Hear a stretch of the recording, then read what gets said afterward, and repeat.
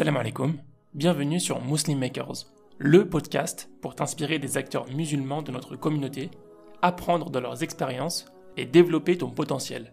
Associatif, en bref, c'était dans l'optique de établir et renforcer la communauté autour de toi.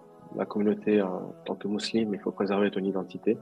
Il faut renforcer cette identité, il faut être fier, c'est très important. Il faut augmenter le niveau de confiance en établissant des communautés, des réseaux pour donner des opportunités aux musulmans et musulmanes autour de toi, de se connecter, de les réseauter. Et du coup, actuellement en Suisse, après je fais ça depuis les États-Unis, hein. Ça a commencé avec... Tu peux suivre les dernières informations du podcast en t'abonnant à la newsletter, au compte Instagram Muslim Makers et en rejoignant le groupe Telegram. Tous les liens sont en description. Bonne écoute. Bismillah. Assalamu alaikum wa rahmatullah, Adnan. Wa alaykoum assalam wa rahmatullah. Comment vas-tu? Alhamdulillah, merci beaucoup pour cette opportunité. J'espère que tout se passe bien pour toi. Très bien, merci. Écoute, je suis ravi de t'accueillir dans ce podcast en Muslim Makers. On a déjà parlé de ton parcours en off, en dehors de l'interview, et ça m'a impressionné. Je pense que ça impressionnera pas mal de monde. Jazakallah khair, merci. Je t'en prie. Pour commencer, je te propose de nous faire une courte présentation, sans forcément parler en détail de tes activités à côté du travail, juste pour qu'on sache un peu qui tu es, d'où tu viens. Ok, pas de souci. Bon, c'est toujours une question assez complexe quand les gens me posent ça, en fait, Ouais. entre guillemets, mon background. Voilà, donc en ce moment, je suis actuellement en Suisse, à Genève, mais moi, je suis d'origine indienne et je grandis à Kinshasa, dans la République démocratique du Congo. Ma famille fait partie d'une diaspora indo-pakistanaise qui est installée en Afrique centrale et orientale. Et on est actuellement du pays qui s'appelle Burundi. Voilà, juste à côté de Congo, c'est entre la Tanzanie et le Congo. Et voilà, j'ai grandi à Kinshasa et puis je suis passé un petit moment au Moyen-Orient, à Mascate, Oman. Et à l'âge de 17 ans, je suis allé aux États-Unis pour mes études. Voilà. Tes parents travaillent dans plusieurs endroits à chaque fois, un peu comme des expats, hein, ou... Euh, on peut dire ça. Je pense à Kinshasa, la communauté indo-pakistanaise telle qu'est la communauté libanaise et puis tout le monde qui est étrangère, ils sont traités comme des expats. Mais à la base, quand tu vas à l'Afrique de l'Est, genre Kenya, Tanzanie, même Burundi, les Indiens, ils sont connus pour leur diaspora. Donc mon père, il travaillait toujours. À un moment donné, il avait son propre business, mais vu qu'il était installé en Afrique, il est né là-bas, il a grandi là-bas. C'est tout ce qu'il sait, en fait. Donc, C'est plusieurs générations en fait de ta famille qui... ouais, c'est mon arrière-grand-père, voilà. Mm. Après, il y a des autres communautés indiennes, indo-pakistanaises, dans des autres pays en Afrique ou même aux îles, partout, en fait, qui sont là même depuis plusieurs générations. Huitième, neuvième, quand tu vas à Ouganda, c'est plus ou moins la même Mm. chose.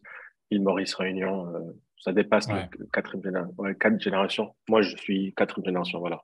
D'accord. À La Réunion, j'ai l'opportunité d'y aller. Mhm. C'est vrai que pour eux, ils partaient en tant que... C'était une zone commerciale, en fait. Voilà, Ouais, c'est c'est plus ou pareil moins. pour... enfin, c'était en bateau, ils faisaient des allers-retours, ou je sais pas, Voilà. certains sont installés. Ouais, ouais, exactement, c'est pareil. Après, il y a plusieurs vagues, hein. Prenons les Indiens de l'Afrique du Sud. Eux, ils étaient allés à cause des Anglais, en fait. Ils les ont pris pour aller travailler dans des champs et tout. Donc, il y a plusieurs types de vagues, hein. Puis, il y a la vague, c'est ce qu'on appelle la vague commerciale, c'est ce que tu viens de dire, hein. Mon arrière-grand-père, il était commerçant. Voilà. Il a quitté la province, ce qu'on appelle Gujarat, en Inde. C'est l'ethnie qui est connue pour cette diaspora, en fait. Il y a plusieurs types d'ethnies indiennes en indo-pakistanaises, on peut dire. Mais les Gujaratis sont connus pour être partout. Ils sont connus pour Mm. le commerce. Et en Et ils Réunion, partaient... Ouais, je t'en prie. Vas-y. non, juste en Réunion, les musulmans d'origine indo-pakistanaise en Réunion sont souvent d'ethnie Gujarati. Voilà. Ok, je connais pas trop les ethnies, là, ça me ferait pas Il n'y fou a pas de souci. référence. Mais ouais, c'est intéressant d'apprendre ça. Et est-ce que ceux qui partaient, de la communauté indo-pakistanaise qui partaient en raison du commerce, tu sais s'il y avait quoi comme raison? Est-ce que c'était lié à la situation aussi en Inde ou au Pakistan qui voulaient partir? Ou c'est juste avec ouais, le commerce, ils ont trouvé que c'était pas mal de partir? Euh, C'était en fait pour plusieurs raisons. Après, j'avoue que j'ai toujours essayé de m'approfondir, comprendre mes origines et les raisons pour lesquelles ils sont partis, mais avec le minimum que je sais, en fait, mon arrière-grand-père voulait juste une meilleure vie, en fait. Hmm. Ils étaient en Inde.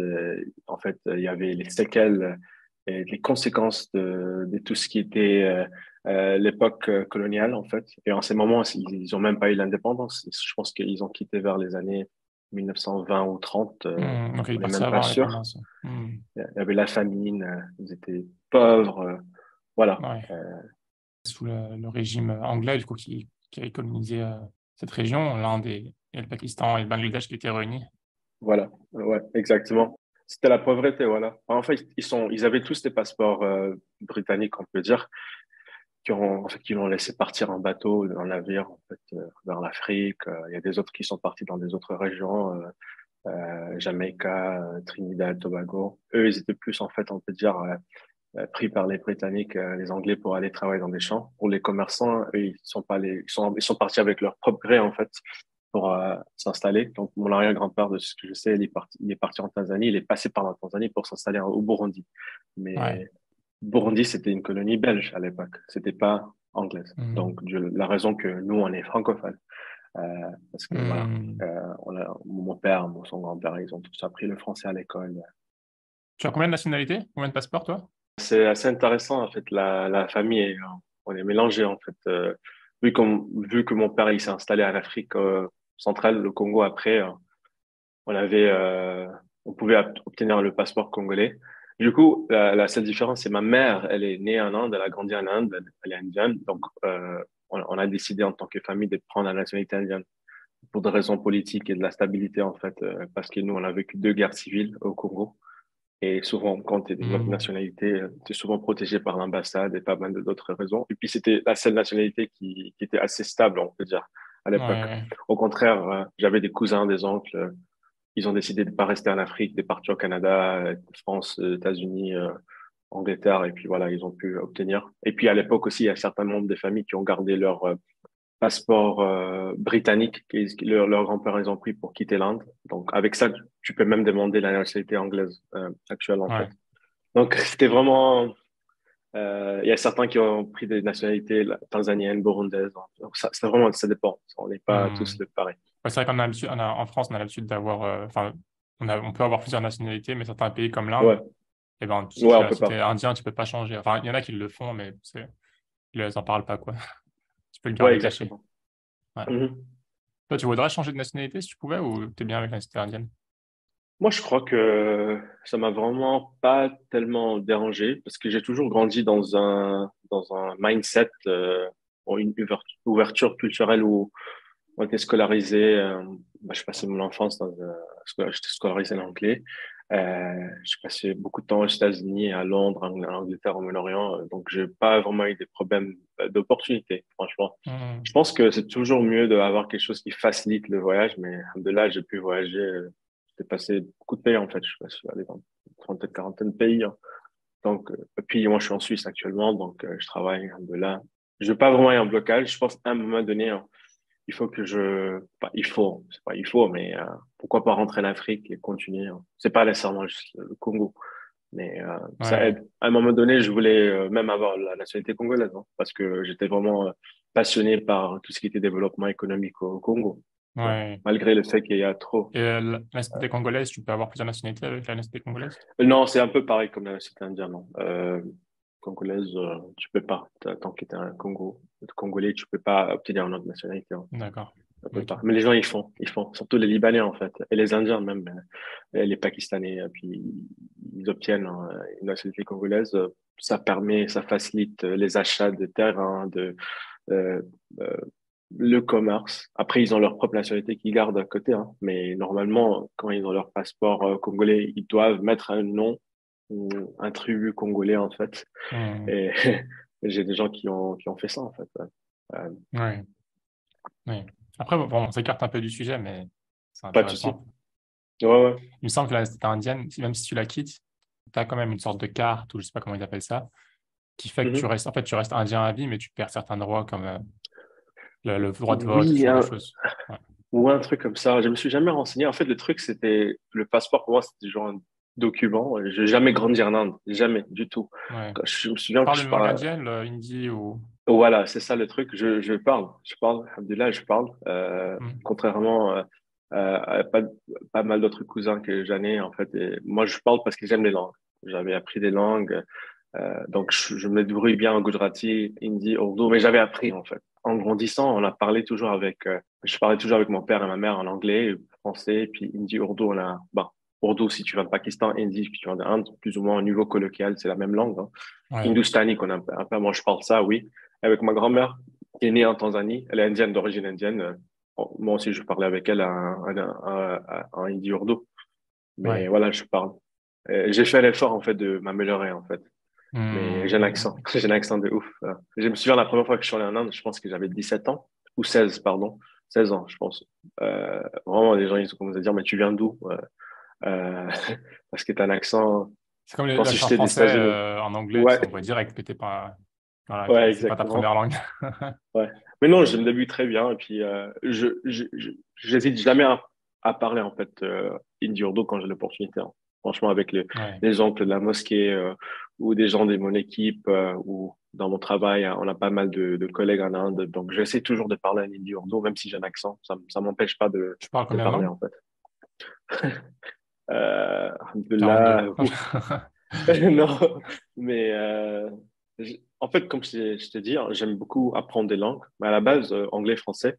J'étais scolarisé en anglais, mais français, c'est une langue que j'ai toujours parlé en fait à la maison. Je parle français avec ma femme, on parle en français. Hmm. Donc anglais, français, hindi, urdu, comme je t'ai dit. Bah, si tu veux traiter hindi, urdu comme une langue, voilà. Mais normalement, c'est deux langues. Gujarati, j'aime le bruit aussi pas mal. Vu que je Gujarati, passe c'est une beaucoup de langue temps. locale? C'est la langue officielle Euh, du Congo? non, non, ça c'est la langue officielle du Congo, c'est français, mais la langue nationale du Congo, il y a quatre. Et en fait, Gujarati, c'est la langue indienne, euh, ethnique en fait, qui on Hmm. parle d'origine. C'est une langue entièrement différente que hindi urdu. On peut dire que c'est la même famille, c'est un peu comme espagnol et portugais. Donc, il y a aussi, Ouais. peut-être t'as entendu parler de Punjabi. Punjabi, Euh, oui. Ouais. ouais, ils sont de la même famille en fait. Le Donc, c'est comme Punjab. espagnol, italien, Ouais. espagnol, italien, portugais, c'est la même relation. Donc, je comprends le Punjabi, mais je peux pas parler en fait. Mais donc, Lingala, voilà, c'est la langue nationale du Congo. En fait, vers Kinshasa, la région de Kinshasa et les autres régions, on parle Lingala, qui est aussi parlé à Brazzaville, l'autre Congo. Donc, je me débrouille bien à Lingala, même si on mélange ça avec le français à Kinshasa, parce que voilà, c'est une, c'est une ville en fait, tu vois. Donc, Hmm. c'est pas comme donc je parle lingala, et puis j'ai vécu en Espagne, donc j'avais appris l'espagnol et j'avais pris des cours d'arabe et j'étais au Moyen-Orient aussi, donc j'avais appris l'arabe. De là, je me débrouille en arabe. Je dois parler avec ma belle-mère en arabe parce que elle est d'origine, ma femme est d'origine arabe. Euh, et je pense, voilà, les autres langues, voilà, j'essaie d'apprendre au fur et à mesure. En fait, l'allemand, j'aime me débrouiller aussi, ça va vite fait parce que j'étais à Zurich avant de venir à Genève. Donc, j'ai dû Ouais. apprendre l'allemand. Voilà. Ah, c'est fascinant. On Ouais, reliera ça tout à alhamdoulilah. l'heure à la pluralité de tes activités. Peut-être qu'il y a un lien aussi avec. Ouais, pas de souci, merci. Est-ce que, bon, tu es originaire d'Inde, tu as vécu au Congo, tu as vécu dans d'autres pays, les États-Unis, Oman, et maintenant la Suisse. Mhm. Euh, Qu'est-ce que ça a fait Est-ce que tu t'y retrouves au niveau de ton identité par rapport à ça? Quand on te dit tu viens d'où, Ouais, tu dis quoi, par exemple? ouais, c'est une très bonne question. Franchement, même mes frères, ils sont dans le même dilemme. Pour faciliter la chose, en fait, au début, hein, c'était toujours une longue réponse. Et puis les gens disaient, Adnan, voilà, il faut commencer à trouver une façon de raccourcir à la réponse.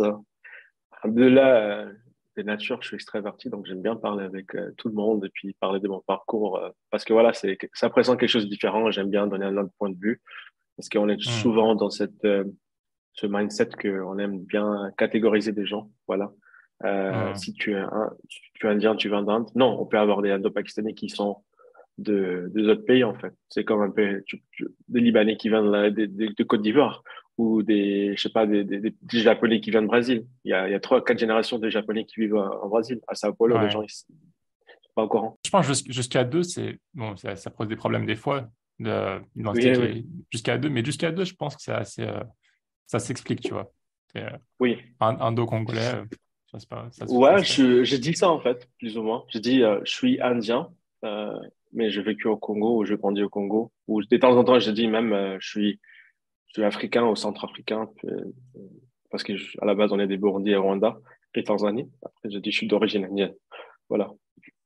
Je suis terrien. Normalement, ouais, ouais, c'est ça, nomade. Ou sinon, les gens me demandent, ah, pourquoi t'as pas un accent indien? Et d'où vient la réponse? On n'aime pas, il faut pas toujours catégoriser. C'est juste parce que t'es indien, il faut, naturellement, les gens pensent que tu vas avoir un accent indien quand tu parles. Et qui n'est pas le Mhm. cas, en fait. Parce que tu peux trouver des Indiens dans des autres pays, en fait. Voilà. Ouais, ouais. Non, c'est cool, c'est génial. Je pense que la pluralité d'identité, ça permet de se construire, Ouais. avoir une construction qui est particulière.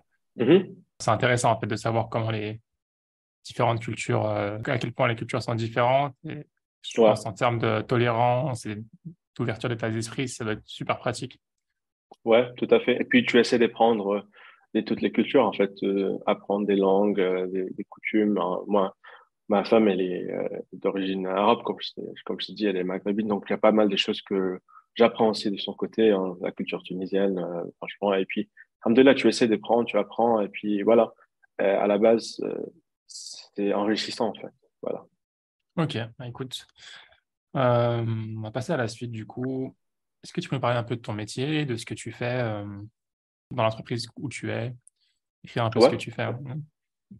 Donc, moi, je travaille en tant Et que justement, pardon, je te consultant. coupe la parole, et aussi ton parcours scolaire, ouais, rapidement. Ouais, pas de souci, merci. Alors, comme je t'ai dit, quand j'avais 17 ans, je suis allé aux États-Unis pour mes études. Mm. Euh, J'avais déjà de la famille là-bas, en fait. Mon côté maternel, comme je t'ai dit, ma mère est d'Inde, en fait. Donc, toute la famille, ils sont, enfin, plus ou moins à un moment donné, ils sont partis à la majorité pour s'installer en Amérique et au Canada.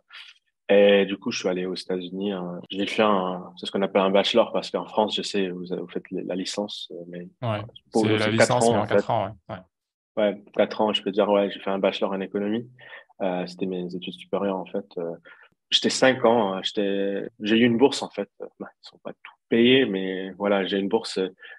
Et à l'époque, j'avais pas trop, comment choisir où aller, hein. C'était un peu pas encore, comment je peux dire, j'étais pas clair, mais j'ai terminé par choisir, à l'université en Floride, à Miami. Donc, j'ai passé 5 ans à Miami. Hmm. Les gens, ils sont souvent étonnés parce qu'ils ont dit, bah, t'as vécu à Miami. On se dit, voilà, j'étais à Miami. Après, comment c'était là-bas? Ils savent pas tout ce qui est Miami, quand on entend de Miami, c'est juste 5% de Miami, en Hmm. fait, South Beach. L'autre partie, c'est une ville normale, hein. Donc, j'étais là, je fais mes études en économie.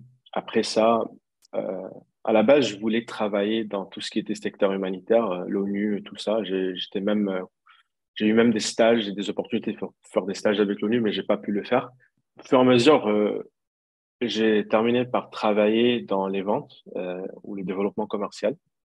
Le deux, en fait, parce que la vente et le développement commercial, c'est pour agrandir le business. Et du coup, je peux avoir un parcours de l'international où de Miami, je suis allé à Orlando, je suis allé à Londres, puis je suis allé à Dubaï, et puis à Majorque en Espagne, et puis à Zurich.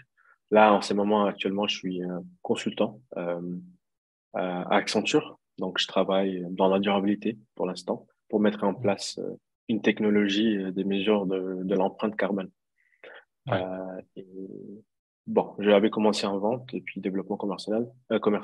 Après ça, je suis passé en analyse commerciale et puis je suis allé dans la gestion de projet et puis la gestion de projet informatique. Et puis dès là, voilà, tu obtiens un nombre de compétences pour te dire, bah, je peux devenir consultant.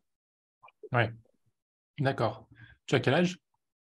Je sais pas si tu l'avais dit En ce ou moment, non, je l'ai pas dit, j'ai 28. 28. Ah, ok, comme moi, même génération. Ouais, attends. Ouais. Donc tu es, machallah, très très actif dans le monde humanitaire et ouais, c'est l'humanitaire en fait, hein. Ouais, Même pas associatif, forcément ouais. l'humanitaire, associatif aussi, un peu d'humanitaire et un peu d'associatif. Est-ce que tu peux nous décrire les différentes activités par groupe Mhm. d'activités? Parce que c'est très long, moi, je préviens les auditeurs. Ouais, pas de souci, Sans hein. forcément entrer trop dans le détail, mais juste décrire un peu les implications majeures en fait. Mhm. Alors, mes implications, je divise ça en deux, comme tu as bien dit, j'ai tout ce qui est humanitaire à côté, puis tout ce qui est associatif. Une des raisons, j'ai divisé ça en deux, c'était plutôt parce qu'il faut distinguer, hein. Euh, Associative, je vise, en fait, je regarde ça plus un truc, quelque chose de local, en fait. plus pour bâtir une communauté. Et puis humanitaire, c'est plutôt pour l'aide étrangère, pour avoir un impact sur le long terme dans des communautés, puis pour des gens qui sont démunis et tout ça. Ouais. Donc, comme je t'ai dit, à la base, je voulais toujours travailler dans l'humanitaire, mais j'ai pas pu. Je suis allé dans tout ce qui était corporate, secteur privé. Donc, je voulais toujours garder un côté où j'étais en train de faire des projets, réaliser des projets, surtout en Afrique. Donc, je commençais depuis un jeune âge, hein. Déjà, à Kinshasa, on faisait pas mal d'activités. On partait dans des orphelinats et tout. Mais après, après quand j'étais aux États-Unis, je suis allé au Burkina Faso pour 2 mois pour travailler avec USAID, genre le développement Mhm. international, Agence de développement international des États-Unis, pour tout ce qui était assainissement. Et après, là, ça m'a un peu déclenché. Donc, en ces moments, on a terminé par faire pas mal d'activités au Sénégal, Guinée. Inch'Allah, dans une semaine, bon, dans quelques jours, je pars au Ghana pour établir une bourse pour des femmes, pour qu'ils Mhm. aillent à l'université. On a cofondé une ONG qui facilite l'accès à l'eau potable au Tchad. Ça s'appelle Water for Tchad. Mhm. Donc, j'étais à Djamena, Tchad aussi. J'étais au Guatemala aussi pour construire une école. Et puis, à un moment donné, vu qu'on avait pas mal de projets, on a décidé de cofonder un type d'incubateur social ou accélérateur, on peut dire.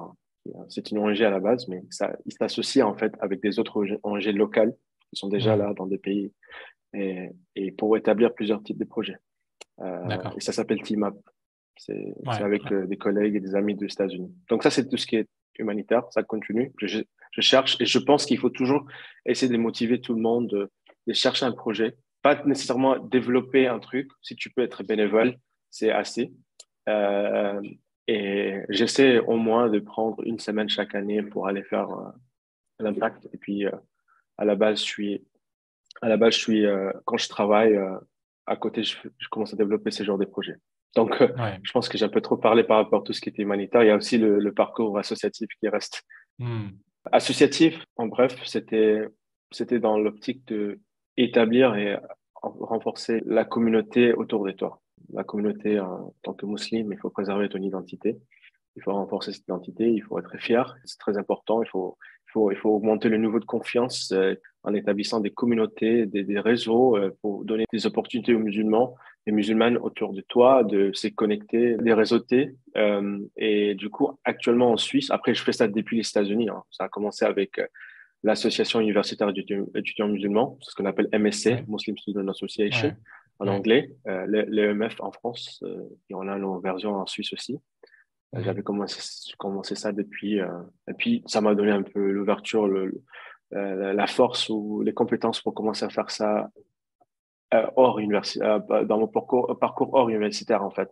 Donc Mhm. actuellement en Suisse, je fais partie de l'association professionnelle des musulmans en Suisse. Donc on a établi un moyen pour des professionnels musulmans et musulmanes de voilà pour qu'ils puissent se rencontrer, se réseauter. On a aussi développé un programme de mentorat pour eux. À part ça, il y a aussi la Fondation Zakat qui vise je fais partie de l'équipe, tout ce qui est pour l'implémentation, mettre en œuvre une infrastructure technologique.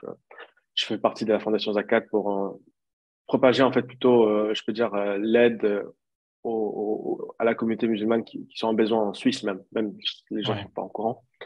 Il y a aussi Swiss Muslim Hikes, c'est un autre concept on a co-développé, on peut dire, je suis cofondateur. Ça permet des gens de faire des randos qui fait partie la culture suisse euh, et adorer Allah vis-à-vis de sa création. Ouais. Alhamdoulilah, c'est un très beau pays, hein. Il y a les montagnes partout.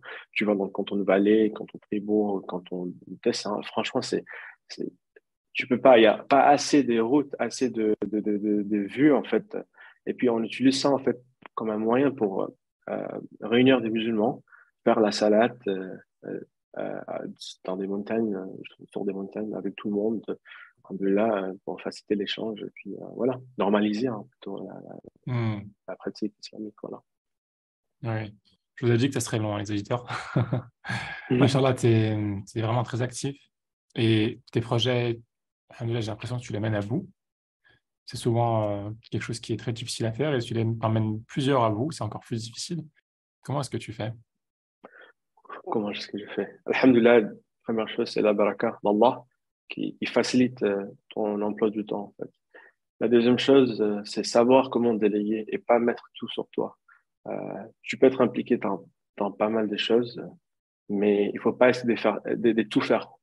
Donc, si tu t'occupes Hmm. tu fais chaque tâche dans chaque assos, tu vas terminer voilà, tu vas avoir un burn-out. Tu pourras plus, en fait, c'est pas physiquement possible d'être tellement impliqué. Il faut savoir comment collaborer et travailler dans une équipe. Le teamwork, comme on dit souvent dans le monde anglo-saxon, teamwork, Ouais, ouais. c'est très important. Hmm, Il faut hmm. avoir une équipe, il faut savoir comment déléguer, il faut aussi coacher, entraîner des nouveaux. Si tu vois quelqu'un qui a du potentiel, qui veut travailler, qui veut faire partie dans le monde associatif, mais il a pas, il a un manque de confiance, elle a un manque de confiance, elle n'est pas encore, elle a pas cette expérience. Au lieu de rejeter et de dire, bah non, elle n'est pas encore prête, il n'est pas encore prêt. Non, on va commencer à affiner, raffiner en fait, et pour que tu me remplaces ou que je puisse te déléguer des choses même si tu vas faire des erreurs. Mais c'est très important de faire ça. Ouais. Et, alhamdoulilah, de temps en temps, je peux être très, très honnête, je ne peux pas tout faire. Euh, Juste par exemple, pour la Fondation Zakat, ça fait un petit moment que je n'ai pas pu tellement contribuer. Mais, alhamdoulilah, je suis toujours en contact avec l'équipe. Qu'est-ce qui se passe? Je suis au courant, même si je ne peux pas tout faire. Donc, il faut déjà accepter que tu ne peux pas tout faire et savoir comment collaborer et communiquer avec les gens pour déléguer les tâches et puis aussi diviser les responsabilités. Ouais. Écoute, c'est top. Pourquoi est-ce que tu fais tout ça? Qu'est-ce qui t'anime dans ton implication? Avant ça, je voulais poser une question, c'est pourquoi est-ce que tu es impliqué dans tant de projets qui sont même localisés à différents endroits? Et ouais, c'est aussi pourquoi est-ce que tu fais tout ça? Ouais. Ah, c'est une très bonne question. Je pense que c'est un moyen, en fait, de- chacun de soi, en fait, on a tous nos moyens comment je peux dire, en fait, pour servir la communauté, plutôt. On a tous Hmm. nos moyens. Je peux avoir un frère ou une sœur qui est pas mal éduqué dans la lecture du Coran. Donc, elle termine par donner des cours à la mosquée. Il y a Ouais, quelqu'un d'autre qui a fait 15 10 ans d'études en islam, genre à Médine ou en Égypte. Puis maintenant, il va commencer à apprendre des gens, à enseigner le fiqh. Pour moi, ouais. c'était avec mes compétences que j'ai pu obtenir. Alhamdoulilah, cette facilité des délégués ou à établir des associations ou voilà, vraiment avoir un plan, un, un objectif bien concret pour euh, voilà, avoir alhamdoulilah, un très bon taux de succès. Je me suis trouvé dedans. J'ai dit, bon, écoute, si c'est quelque chose que je peux faire bien, alors pourquoi pas devenir, entre Hmm. guillemets, un bâtisseur de communauté, où je peux commencer à faciliter les liens des projets. Euh, Alhamdulillah, et Allah m'a facilité. Est-ce qu'il y a il y a des sujets qui t'animent en particulier? Ou bah, quand tu es touché par un sujet, ben, tu veux t'impliquer dedans. Est-ce que tu as une stratégie, on va dire, derrière, où tu sais exactement les sujets qui t'intéressent et où tu veux avoir un impact? Ou bien c'est un peu des deux? Alors, ouais, c'est le deux, en fait. De temps en temps, tu peux pas tout planifier. Il faut être spontané de temps en temps. C'est ce qui est très important. Ouais. Mais je reste consultant. Il faut avoir une stratégie. Je ne peux pas juste impliquer pour dire maintenant, je vais faire telle chose, je vais organiser tel événement. Il faut regarder sur le long terme. C'est quoi la vision des choses? Qu'est-ce que on aimerait établir? Surtout avec par exemple, le programme de mentorat, donner l'opportunité aux jeunes étudiants, musulmans, et puis des jeunes musulmans qui n'ont pas assez d'expérience pour être matchés avec des musulmans qui sont, voilà, euh, qui ont Hmm. assez d'expérience. Ça démontre une vision sur le long terme. Et, euh, et aussi la continuité, en fait. Comment assurer que... Parce que, en fait, le but, c'était pas rester dans une assoce ou une ONG pour 2 3 ans, 4 ans, 5 ans. Et ça, c'est le problème souvent dans les communautés musulmanes. Qu'on a le président qui est là depuis 10 ans, 8 ans, de la mosquée ou de cette telle assoce. Le but, c'est en fait d'apprendre la nouvelle génération de prendre le relais. Hmm. Et pour ça, il faut avoir une vision, une stratégie. Et il faut apprendre de tes erreurs. Il faut avoir un budget. Il faut savoir comment investir pour gagner parce que ça coûte d'argent, pas juste le temps. Donc, une stratégie est très, très importante. Ouais. est-ce que parfois tu as des moments de mou? Est-ce que tu trouves que des fois c'est vraiment compliqué? Tu as envie d'arrêter, peut-être, je sais pas, certains projets? Ou est-ce que tu as réussi à t'organiser d'une manière à ce que, voilà, tu évites ça, tu arrives à éviter ça? Donc, j'aime pas du tout en fait abandonner un projet. Si je peux pas continuer dans ça, j'essaie au max de déléguer ça à quelqu'un d'autre et puis je reste impliqué. Ou de temps en temps, je prends une pause. C'est la communication très importante. Si quelque chose est abandonné, en fait, j'aime pas dire ce mot. En fait, c'est plutôt clôturer le projet en disant que voilà, ça n'a pas pu marcher. Je me souviens qu'on avait un projet qu'on voulait faire au Yémen. Donc, on voulait aller à Sanaa pour aller dans des écoles, puis éduquer les enseignants pour améliorer leur cursus scolaire, surtout dans tout ce qui était cursus anglo-saxon, dans des écoles Ouais, internationales humaines. Et ça n'a pas pu marcher, en fait. On était dans des discussions pour des mois et des mois. Et du coup, tu termines ça par clôturer en disant que voilà, ça peut pas marcher. Alhamdoulilah, on va essayer une autre fois ou je vais viser des autres projets. Mais abandonner, c'est pas quelque chose qu'il faut faire, en fait. ouais, C'est pas une bonne qualité de leadership. Après, c'est vrai que j'étais pas, il peut se faire en fait qu'à un moment donné, hein, j'ai pu abandonner quelque chose, mais j'avais pas assez d'expérience. Et puis, on apprend de nos erreurs en fait. Donc, en ces moments, le principe, il n'est pas abandonner un projet. Et si tu peux pas continuer, tu vas essayer de revenir. Parce que subhanallah, il y a toujours des autres assos, des autres organisations qui sollicitent, qui veulent toujours faire un type de partenariat et tu peux pas dire oui à tout le monde. Donc, ouais, il faut juste savoir comment clôturer une chose d'une manière efficace. ouais. Comment dire que ça peut pas se continuer. Il n'y a pas, voilà, une raison pour laquelle, ou si ça peut pas même se débuter, en fait, voilà, il faut être très clair. Faut pas passer par quatre chemins. Je suis très cash, en fait, en fait, c'est très direct. Voilà, ça peut pas marcher. Voilà. Est-ce on va avoir du progrès ou non? Ça se voit pas. Est-ce que ça sert à quelque chose que j'investisse mon temps, toi aussi, ton argent? Non. Donc, la question est très, très importante. Faut être très transparent. Ouais. Comment est-ce que tu fais pour gérer ton temps entre ton travail et les différentes activités? Comment est-ce que tu organises un peu tes... Est-ce que tu as un planning vraiment bien organisé ou est-ce que tu es toujours disponible pour répondre à certaines choses? J'imagine qu'il y a beaucoup aussi de projets qui sont faits à distance en ligne, Oui. tu vois. Comment est-ce que tu gères Mhm. ça, différence de fuseau horaire, etc. Subhanallah, j'aurais aimé dire que j'ai un planning parfait, hein. Genre, je me réveille le matin, je regarde telle chose, telle chose, mais à la base, subhanallah, pour être honnête, c'est spontané. Quand je dis spontané, hein, je ne peux pas tout planifier. J'ai accepté, en fait, que tu peux pas tout planifier. Mais quand il Ouais, s'agit d'investir le temps, alors, alhamdoulilah, hein, grâce à tout ce qui est distance, télétravail, ça m'a facilité beaucoup, en fait. Et puis, on a des réunions, en fait. En fait, il faut toujours avoir des réunions et il faut toujours entretenir un lien de communication récurrent, donc fréquent. Si c'est la ONG au Tchad qui en a cofondé, je suis toujours en contact avec le cofondateur, le président actuel, je suis en contact avec lui par exemple, ou si il s'agit de l'incubateur, l'accélérateur d'ONG qu'on a aussi cofondé, on fait des réunions mensuelles ou hebdomadaires. Euh, Après, tout ce qui demande mission sur terrain, je planifie ça à l'avance. Donc, comme le projet de Ghana, Inch'Allah, si Allah me permet, je vais aller à Accra. Ça, c'était planifié depuis 6 mois. Ça c'est déjà de planifié.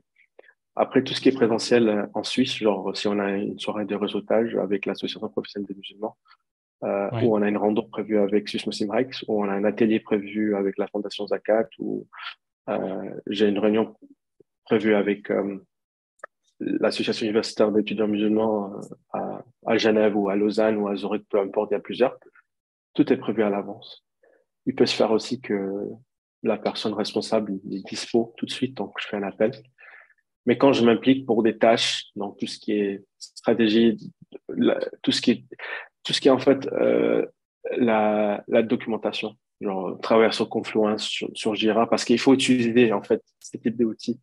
On est un peu toujours à l'ancienne école quand on fait toutes des choses, on écrit des notes et tout, mais par exemple, il faut utiliser des gestions, des outils, des gestions de projet. Ça prend du temps en fait quand il s'agit de faire un budget sur Excel ou voilà, faire des notes ou archiver des documents, écrire pas mal de choses. Là, il faut consacrer, je pense, 2, 3 heures et puis je planifie ça à l'avance et puis j'enchaîne tout de suite. On termine. ouais. Qu'est-ce que tu as pu voir comme mauvaise pratique et comme bonne pratique dans la gestion d'une association, d'un projet, des choses qui Mhm. sont des choses à éviter, des choses qui Oui, facilitent? pas de souci. Très bonne question. Et puis, ouais, Baraka. Alors, quand il s'agit des bonnes pratiques, je dis toujours que quand tu es impliqué à l'associatif ou même humanitaire, il faut traiter ça comme tu travailles pour une grande boîte.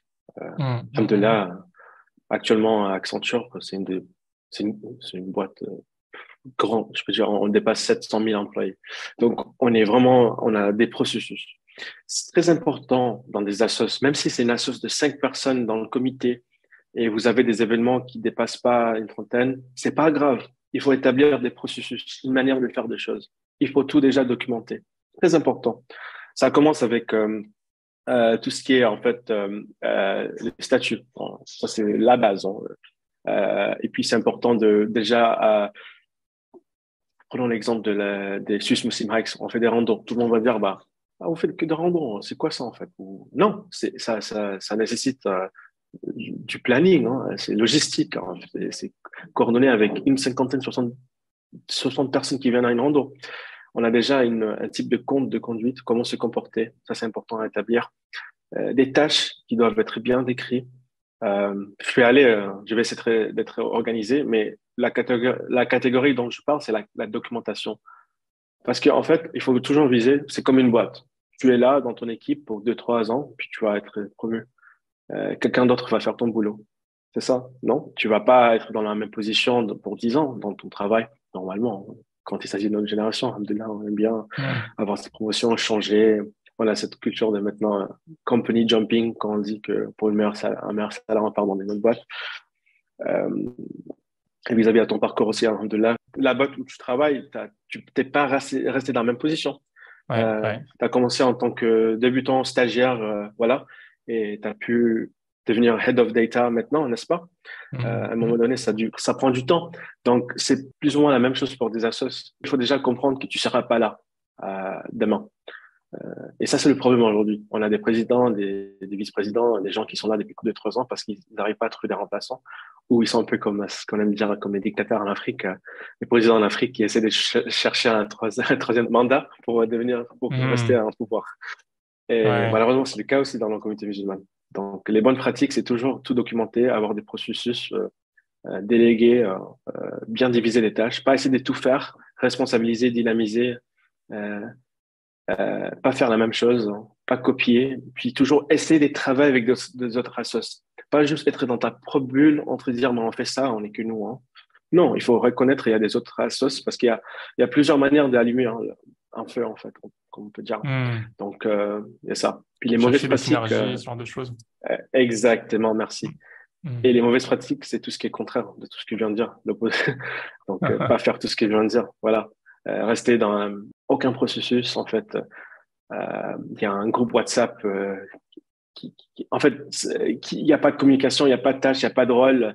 Vraiment, c'est quelqu'un qui est dispo pour faire ça, voilà. Et puis, je peux comprendre, il y a des gens qui n'arrivent pas à faire, donc ils ont besoin de avoir un type d'intervention où les gens viennent de les aider et puis être ouvert à ça. Nous, je dis plusieurs fois qu'il faut avoir des gens qui viennent auditer ou des autres assos ou des gens qui ont assez d'expérience pour venir et puis remettre en question ta manière de travailler. C'est très important. Les boîtes, ils font ça. Ils ont les audits, en fait. Pourquoi tu as EY ou KPMG ou Deloitte qui vient un peu dire, bah, écoute, tu as fait telle chose mal, telle chose. C'est important aussi dans les assos, dans les mosquées pour qu'ils aient ça. Mais la continuité, ce concept n'existe pas, en fait. En fait, je dis pas ça n'existe pas, mais c'est pas assez propagé, c'est pas assez répandu pour qu'on dise, bah, demain, il y a quelqu'un qui va venir, il doit tout accepter ce qu'on fait. Sinon, il fait pas partie de la sauce. Non, il y a une autre manière de faire des choses. Voilà. Ouais, ouais. Ah, c'est super intéressant. Ouais. J'aimerais qu'on parle au moins de deux de tes implications. Tu en as énormément, mais un côté humanitaire et une asso locale en Suisse, Mhm. si on peut développer un petit peu. Donc, par rapport au projet en Suisse, donc tu as parlé d'événements de networking et de randonnée. C'est le même événement ou c'est séparé Ouais. ça? Ouais. Non, c'est deux associations différentes. Donc, l'association professionnelle des musulmans, c'est l'APEM, ou Muslim Verband en allemand. Et puis, il y a Swiss Muslim Hikes qui est des randos. Ce sont deux associations différentes. Ouais. Je mettrai les liens de toute façon dans la description, Inch'Allah, pour tu retrouver les informations. Pas de souci. Mais au niveau des randos, pourquoi est-ce que vous avez créé les randos? Tu m'en parlais un petit peu la dernière fois, hein. Oui, oui. L'impact que ça a chez les personnes, qu'est-ce qui attire, etc. Est-ce que tu peux développer? Ouais, pas de souci. Merci. Alors, quand je suis venu en Suisse il y a 3 ans, j'ai vu qu'il y a des associations qui existent déjà. Ils sont en train déjà établir une communauté locale, soit des cours, soit le réseautage.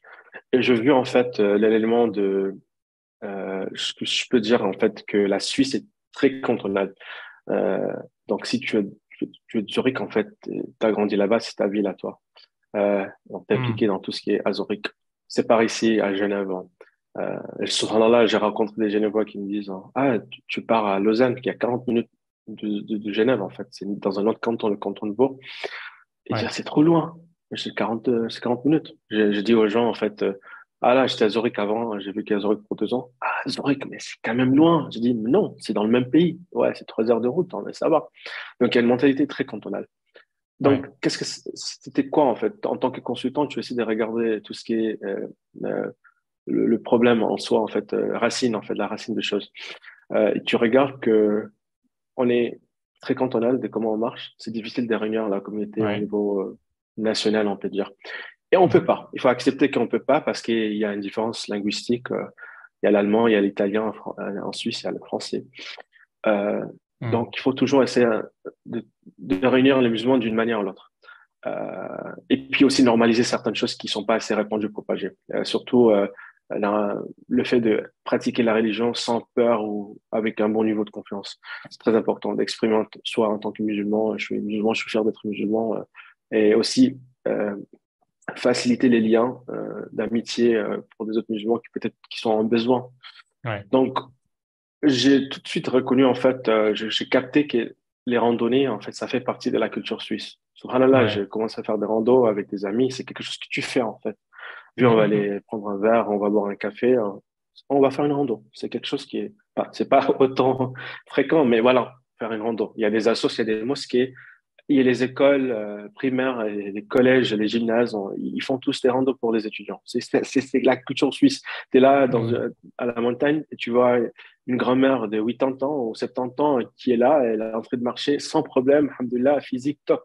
Et tu es là en train Ouais. d'essouffler, t'arrives pas. Tu te dis, et tu te dis, bah écoute, il faut encourager déjà le sport, c'est très important. Moi, je suis pas le meilleur exemple de ça, mais il faut encourager le sport. Je dis, écoute, si nous, on planifie une rando quelque part en Suisse, Ouais. probablement, peu importe le canton où tu viens, tu vas essayer de venir.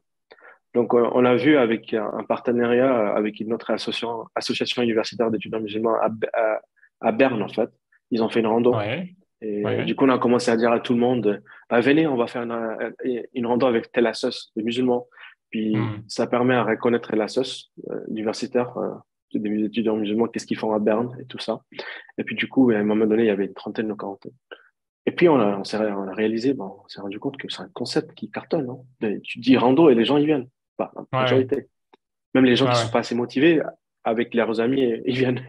Donc, on a dit, bah, écoute, pour mettre des choses en place, parce que Ouais. l'association universitaire, ils peuvent, en fait, les gens là-bas, ils peuvent pas toujours faire de rando. C'est une association universitaire. Ils doivent se focaliser sur des autres choses comme une salle de prière ou faciliter des choses pour les étudiants au campus, tout ça. Mais on dit, on va établir une association pour faire que de rando et réunir des musulmans et normaliser. Parce qu'on était à la rando et c'est le temps de salat. On va faire quand on va rentrer. Oui, en tant que voyageur, tu peux raccourcir, tu peux prier, mais c'est le temps de salade, il faut prier. On a cherché un endroit, un petit champ où, voilà, on s'est posé, on a fait nos ablutions avec l'eau naturelle, alhamdoulilah, et puis on a prié. Et puis on a pris l'opportunité de faire un petit dars en leçon après. Et les Ouais. gens, ils étaient pas habitués avec ce concept. Ils ont dit, mais c'est quoi ça? Ça, on fait ça à la mosquée. Mais un petit rappel en plein milieu de la création d'Allah subhanahu wa ta'ala, ça motive. Et puis, Ouais. La religion, tu c'est à la rencontres les maison, musulmans. ça vient. Ouais, exactement. La réunion, c'est la maison. Mais on a eu des Français qui viennent, il y a pas mal de Français qui travaillent en Suisse. Mais vous priez comme ça, sans problème. J'ai dit, alhamdoulilah, on n'a pas des limites, des problèmes en Suisse qui nous empêchent. Alhamdoulilah. Il Moi, y je te dirais a, il même y a en des France, serres hein. ou des... Même en France, c'est tout à Ouais, fait légal de prier oui. n'importe où, hein. Hmm. Oui, exactement. Les gens sont pas au courant, tu vois. Ouais. Et puis, il y a Dans des la nature, conversations surtout. qui se... Ouais. Voilà, c'est dans la nature. Il y a les conversations qui se déclenchent. Ah, tu viens d'où? Ah, moi, je suis de canton de Zurich. Je suis à Zurich. Ah, moi, je suis de Genève. Mais jamais dans leur life, dans leur vie, ils pouvaient même avoir cette opportunité de se rencontrer, même s'ils sont dans le même pays. C'est comme ça la Suisse, en fait. C'est tellement cantonal. Ah, moi, je suis de tel Hmm. quartier, je suis de là-bas. Ah, t'es tunisien aussi? Ah, ouais, tu es afghan aussi? Voilà. Hmm. Après, euh, c'est incroyable parce que ça a cartonné. On a déjà dépassé 50 randos, je pense, dans Ouais. 2 ans. La page Instagram a explosé. Chaque rando, on a dû mettre des limites parce on dépasse quarantaine, cinquantaine, on n'arrive pas à tout. Et puis les gens demandent pourquoi je peux pas venir. Je dis bah écoute, on est plein. Euh, et dans la raison qu'on a commencé à mettre en œuvre de processus pour bien contrôler, tu vois, des codes pour bien mieux se comporter. Voilà, parce qu'on n'est pas que d'hommes, il y a des femmes aussi, la mixité. C'est très important de se comporter, donner un bon exemple, euh, établir un amir ou un amira qui est là dans la rando, Ouais. vraiment des choses Une personne qu'on en retient. charge de la sortie, quoi, qui donne Voilà, la direction. Ouais. voilà, exactement. Puis tout ce qui en dérive de la sunna est plus important aussi de donner la chance pas juste, c'est pas juste le comité qui est en contrôle. De temps en temps, on propose des nouveaux, des gens qui ont, peut-être t'as déjà fait 5 6 randos avec nous. À un moment donné, on te dit, bah, écoute, si tu as envie de diriger le rando, viens avec une route, un plan. Et il dit, moi, je suis du canton de Bâle. J'ai grandi à Bâle, je connais une route là-bas. Ok, va faire la rando, viens, reviens vers nous. Et puis voilà, si tu as bien compris la route, on fait ça avec 50 personnes ou 40 personnes. Et puis, on Hmm. essaie Hmm. de faire des dars ou des rappels avec des gens qui sont instruits, qui sont déjà actifs dans la communauté, dans des mosquées, pas juste peu importe qui pour faire un rappel. Voilà. Ouais. Ouais. Non, machallah, c'est bien, je trouve. C'est des choses qu'on peut faire tout seul, mais être entouré de musulmans comme ça crée du lien, ça donne envie. Ouais, on a des jeunes garçons, des filles, on a fait des randos des familles, on a des oncles et des tantes, des tantines, comme je peux dire, des tatas qui sont venus avec nous. Tout le monde, chaque âge. En fait, normalement, ça vise notre génération plus, des gens entre 18 ans et 40, normalement. Mais on a eu des gens qui sont, je pense, j'avais une mère elle est venue faire, euh, pendant la neige, on est parti dans le canton de Valais pour les raquettes, en fait, Ouais. à la neige, en fait. Elle est venue faire ça avec nous, hein, sans Hmm. problème, alhamdoulilah. Donc, après, elle est partie après quand c'était devenu un peu trop compliqué. C'est technique, assez de marcher avec les raquettes et tout ça. Ouais. Euh, mais voilà, ça a cartonné, subhanallah. Alhamdoulilah, Subhanallah. grâce à Allah subhanahu wa ta'ala qui l'a facilité, ça a normalisé. Il y a beaucoup de gens qui sont entrés dans la pratique d'islam parce qu'ils sont pas. Oh, moi, j'ai grandi dans un village en Suisse. J'ai pas vraiment eu des amis musulmans autour de moi. Et vous êtes là en train de prier normalement. Hmm. Je me souviens, il y a une sœur qui a porté le voile ou des sœurs qui ont porté le voile. Ils ont trouvé des autres amis. Ils ont établi des réseaux entre eux. Ouais. Ouais. Je Ça peux crée des dire amitiés. que Hein. Hmm. ouais. Parce que juste pour finir, ça, en fait, c'est une manière d'établir des liens c'est du réseautage qui n'est pas direct, c'est nonchalant. Ça permet de créer un moyen une zone de confort. T'es là, t'es en train de marcher. C'est un- c'est c'est pas vraiment t'es là pour parler de toi. T'es en train de marcher, franchement. Et là, naturellement, tu t'ouvres, voilà, tu fais des amis naturellement. C'est pas comme une soirée de réseautage. J'encourage les soirées de réseautage professionnels. C'est très important de parler de ton métier, de ton parcours, mais pas Ouais. forcément tout le monde est à l'aise. Mais dans des randos, Ouais. souvent, il suffit que voilà, tu penses pas à ça, tu es en train de marcher. Ouais. Il y a souvent plus des intérêts dans le réseautage organisé, on va dire. Il y a Voilà, plus tout à fait, d'intérêts, les tout à fait. personnes viennent pour ouais, chercher. Enfin, c'est difficile de sortir de ça, en fait, rapport à Mhm, ouais. Et mhm. alors que si tu viens pour une randonnée, bah, tu peux dire je viens pour la randonnée, et puis s'il y a quelque chose, voilà, très bien, s'il n'y a pas, tant pis, quoi. C'est quelque chose, exactement, exactement. Il y a des frères ou des sœurs qui ont pu trouver un travail, un stage, du mentoring, un Mhm. mentor grâce à quelqu'un qu'ils ont rencontré à la rando. Et si ça termine par faciliter un mariage aussi, alhamdulillah, Ça, bidnillah, c'est, je pensais à on, ça en on- Belgique, ça va ouais, faciliter pas mal de mariages. Ouais. on laisse dans le main d'Allah. On n'est pas tout rentré en tant qu'assos, on parle pas trop de ça, mais si ça facilite, ça facilite. Tant qu'on fait ça de la bonne manière, on implique le tuteur et Mhm. tout ça, alhamdoulilah. Donc voilà, pourquoi pas. Ça donne une chance aux musulmans, aux jeunes musulmans. C'est très Mhm. important ça dans le comité. Il faut reconnaître. Ouais, ouais, ouais, non, c'est clair. Ok, très bien. Bah, écoute, parlons un peu de la deuxième structure sur laquelle je voulais qu'on parle, plutôt dans l'humanitaire. Mhm. Donc, je sais plus c'est quoi la structure, mais tu me parlais récemment, enfin, c'est par rapport à ce voyage qui va se passer, je crois. Non, non, ouais, c'est peut-être celui-là ou autre chose. Vous avez un projet, en Mhm. fait, pour aider les femmes à Ouais. pouvoir se déplacer, aller travailler, aller à l'école. Ouais. Oui, exactement. Donc team up, en anglais, c'est pour voilà, c'est collaborer, réunir pour une action concrète. On a établi team up il y a 3 ans avec, je peux dire mes coéquipiers, mes collègues, mes amis. Ils sont tous. On était ensemble depuis les États-Unis. On était certains. On a, on a réalisé pas mal des projets ensemble. On est parti au Sénégal pour aller construire une école et puis on était en Grèce pour aider des réfugiés là-bas. Euh, donc, à un moment donné, on s'est dit, il faut avoir notre propre assoce, notre propre organisation pour englober toutes nos activités. Surtout parce qu'on fait des partenariats avec des ONG locales, en fait, dans la région, dans des pays, en fait. Donc, ça a Ouais. permis et puis, alhamdoulilah, on avait un bon réseau pour pouvoir récolter. On a établi un site pour une cagnotte en ligne, un peu comme ce qu'on a avec Launch Good, Litchi, tout ça. Et c'est plutôt Oui. un site à nous. Et du coup, avec notre réseau, et puis on a pu financer pas mal de projets. On a commencé avec le Tchad, parce qu'on avait déjà travaillé avec Water for Tchad, notre ONG que j'avais cofondé. Ouais. Avec tout ce qu'on fera au Ghana, Inch'Allah, c'est pour établir une bourse en partenariat avec une fondation qui s'appelle Asrochela au Ghana, qui travaille avec tout ce qui est pour, je peux dire, dynamiser, responsabiliser des femmes qui n'ont pas l'accès à l'éducation. On a un autre projet prévu, Inch'Allah, si ça marche, c'est au Ouganda. C'est, on travaille avec une autre ONG là-bas. Encore, on travaille qu'avec des ONG locales. On essaie de travailler avec des ONG locales parce Mhm. qu'ils ont déjà un type d'empreinte qui est déjà là dans le pays. Donc, à Ouganda, il y a une association qui s'appelle FemLead, en fait, qui fabrique, en fait, ou qui travaille avec des partenaires qui fabriquent des serviettes hygiéniques Mhm. avec des feuilles de C'est à banane. celle-là que je pense que je faisais Ouais. référence. Ghana, c'est plutôt pour la bourse. Ouganda, c'est plutôt pour ces serviettes hygiéniques, en fait, parce que qu'est-ce qui se passe, en fait? Les femmes, voilà, faut être ouvert, quand elles sont en règle, normalement, à cause de raisons culturelles, voilà, elles n'ont pas le droit d'aller à l'école. Donc, elles vont rater 1 mois, 3 semaines d'école chaque année. C'est un Mhm. impact néfaste, en fait, pour leur éducation. Ils terminent par rater l'année, tout ça. Donc, qu'est-ce qui se Mhm. passe, en fait, puis l'éducation? Tout ce qui est hygiène pour les femmes, les serviettes hygiéniques, en fait, c'est écologique de fabriquer ça avec des feuilles de banane, en fait. Et puis, pour encourager des femmes d'aller à l'école avec ces serviettes, en fait, parce qu'ils n'ont pas cette éducation. Donc, encore Mhm. pour augmenter le taux d'alphabétisation et puis pour augmenter le taux d'éducation pour ces femmes. Donc, Surtout que ça on coûte, tu me vise pas disais que juste. ça coûte assez cher, en fait, ces produits-là. Oui, ouais, En plus de la culture, c'est pas évident, quoi. ouais. Et puis, exactement, tu as raison. Puis, on essaie de investir dans ces machines qui fabriquent, en fait, ces serviettes avec les feuilles de banane. Alors, c'est pas juste avec les femmes qu'on travaille, hein, c'est aussi avec des villages qui sont assez éloignés. On peut dire au Tchad, à Djamena, c'est une ville, hein, ça reste la Mhm. capitale de Tchad, mais on est parti dans la région de Kanem, qui est dans le nord, en fait, vers tout ce qui est Sahara.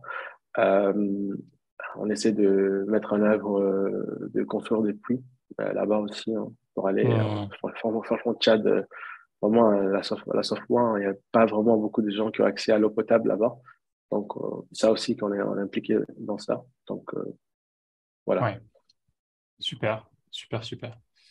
On arrive bientôt à la fin, Inch'Allah. On va terminer par Ah quelques ouais, le questions. temps se passe vite, hein, Ça subhanallah. passe très, très vite, ouais. Quelles sont les compétences ou la compétence peut-être, qui est la plus utile pour toi au travail, dans la vie de tous les jours? Euh, être très transparent et puis communiquer. Je pense que, euh, je sais pas si je peux répondre à ta question, mais je pense être très transparent avec tout ce que tu fais. Pas essayer de travailler dans un type de bulle où personne n'est au courant de ce que tu fais.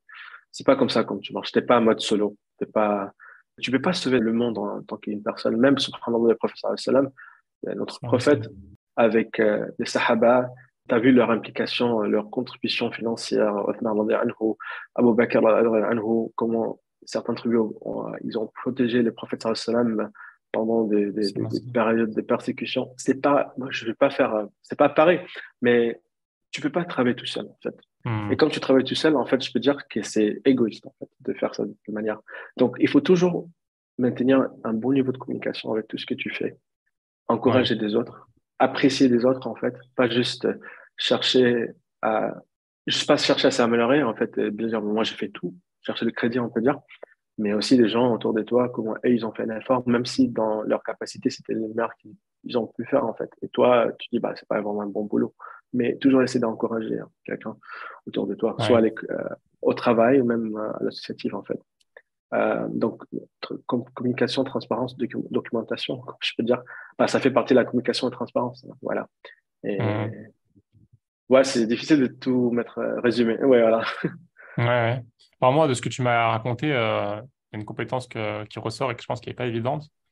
C'est bah déjà essayer de gérer un peu les équipes, tu vois, de créer du dynamisme Voilà, et impliquer les gens et exactement. faire en sorte Mm. qu'ils soient vraiment impliqués, quoi. Ouais, tout à fait, exactement. Déléguer les tâches, pas, le rapport avec pas travailler tout seul, en fait, essayer de déléguer, en fait, tu peux pas tout faire. Et Mhm. n'essaie pas de tout faire. Qu'est-ce que tu cherches à établir? Bah, pas tout faire. Parce que tu veux dire, moi, c'est que moi qui peux faire le meilleur boulot. Après, quand tu fais ça, en fait, c'est dangereux pour la continuité, pour une association, en fait. Parce qu'il y a que toi qui sais faire tout. Après, les autres, Mhm. comment ils vont, voilà. Ouais, super. Quelle est la chose que tu préfères dans ton travail? Mon travail actuel, en fait, j'aime bien interagir, en fait, parler avec mon équipe. C'est ce que j'aime bien. Parce que quand je fais mon travail que moi, je m'ennuie facilement.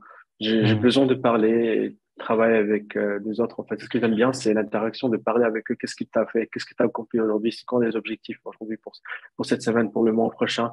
Euh, qu'est-ce que tu peux faire pour m'aider avec tel projet qui m'ont assigné? Pareil pour toi. J'aime bien faire ça. Et puis après, le côté individuel, j'aime bien faire des analyses. Moi, je suis C'est quoi? consultant, l'analyse, des analyses. Analyse. Ouais. Ouais, c'est très important de. Ouais, ça c'est notre truc. J'ai complètement oublié de mentionner en fait, d'indiquer ça. Il faut avoir une approche en fait, je peux dire analytique, hein, numérique, parce qu'on doit se baser sur de KPI, des indicateurs en fait, des indices. Et c'est Ouais, très ouais. important pour le succès de savoir comment mesurer ton succès. Donc c'est ce que Le j'aime bien progrès, faire quoi, la dans un. progression. Ouais. Voilà. Et pareil pour les assos. Il y a combien de gens qui sont venus dans tel événement, combien de membres qui ont fait l'adhésion. Pareil Ouais. pour mon travail. Comment mesurer le succès de mon projet, de notre projet, de tel, voilà, réaliser tel projet. Ouais. Très bien. Très bien, très bien. Quelles sont tes routines préférées? Déjà passer assez de temps avec la famille, euh, rester en contact avec les gens proches. Donc, c'est quelque chose que j'essaie de faire, en fait. Et souvent, subhanallah, il peut se faire que j'ai pas le temps de répondre à tous les messages de WhatsApp, mais j'essaie de toujours prendre un petit créneau pour répondre à tous mes messages pour des gens qui sont sollicitent, ou il y a des gens qui, moi, je sollicite aussi, pareil. Donc, ça, c'est très important. Et puis, essayer de pas toujours rester à la maison, c'est très important. Et des choses que j'aime bien faire, à part faire des randos de temps en temps, c'est très important pour respirer dans la nature, tu vois, en plein milieu de la création d'Allah subhanahu wa ta'ala. Les autres choses que Ouais. j'aime bien faire, c'est passer du temps avec la famille, ma belle famille, être avec des amis, faire des activités qui sont pas toujours liées à tout ce qui est dans tout ce qui est dans le monde associatif. De temps en temps, juste aller manger avec des amis, hein. De temps en temps, visiter ou voyager dans un autre pays. Ta routine, en fait, en Suisse, c'est plutôt essayer de aussi participer aux événements des autres associations qui tu fais pas partie. Très important pour avoir des bonnes idées puis rencontrer du nouveau monde. Ça aussi, j'essaie de faire le plus souvent que possible. Euh, Yes. voilà. Ok. Bah, nickel, hein. Est-ce que tu as une recommandation de livres, de documentaires ou de n'importe quelle référence qui t'ont particulièrement marqué? Euh, ouais, il y a tout ce qui est The 4 Hour Work Week. C'est très Tim important parce Ferriss? que, ouais, voilà, tout le monde est au courant de ça, en fait. Voilà, parce que pour établir une stratégie et une chose que j'ai jamais fait en fait, bah, j'ai joué avec l'idée, mais c'était de l'entrepreneuriat. Je pense que c'est très important qu'on devienne autonome en tant que musulman. Après, pas tout le monde n'est pas fait pour ça, tout le monde ne doit pas faire ça, mais il faut établir certaines pratiques, voilà. Et puis il y a aussi tout ce qui est Atomic Habits, James Clear. Ouais. Donc voilà, pour établir pas mal d'habitudes en fait, pour voilà Il y a ça, Ouais, et c'est des deux livres qui viennent qui viennent en tête. ouais, bah, écoute, c'est compris. Et enfin, une dernière question. Si un auditeur ou une auditrice a une question, souhaiterait te contacter, c'est quoi le plus facile, c'est quoi le plus simple? Pour me contacter, je veux dire, Ouais, s'ils ont une question ou quelque chose, ils ont un commentaire. Ouais, moi, ça dépend si, franchement, mon numéro, il n'y a aucun souci, hein, de là, j'en peux te contacter. J'ai grand plaisir. Après, je ne garantis pas, je peux y répondre toujours. Inch'Allah, j'essaie toujours de répondre. Et si j'ai pas le temps, je dis que je reviens vers toi. Sinon, il y a LinkedIn aussi. Je pense que le plus facile, c'est mon numéro WhatsApp ou LinkedIn aussi. Hein, ça ne me dérange pas du tout. Le deux, soit ok. LinkedIn, soit mon numéro. Bah, je vais mettre le LinkedIn, hein. LinkedIn et si Voilà, c'est quelqu'un me mieux demande, LinkedIn, si ouais. quelqu'un me demande en privé, et que, voilà, je le Pas donnerai de souci. personnellement. Ouais. Ouais. Ok, bah écoute, c'est génial, hein. On a fait un bon tour un peu de ce que tu fais. C'était un challenge de te revoir. Mais là, je pense qu'on a vu l'essentiel. Je te remercie.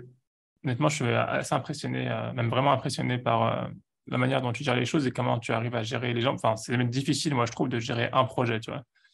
Donc Oui. là, je suis vraiment admiratif. Après, c'est ta spécialité, on va dire, avec Alhamdulillah. Accenture. Mais ça Ouais. reste quand même très, très impressionnant.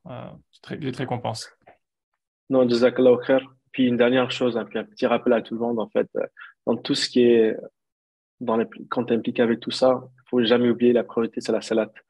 Donc, même quand tu es au travail, tu enchaînes des réunions ou tu es à l'associatif, faut Hmm. jamais oublier de prier à l'heure. C'est très important parce Hmm. que le baraka, ça vient d'Allah subhanahu wa ta'ala.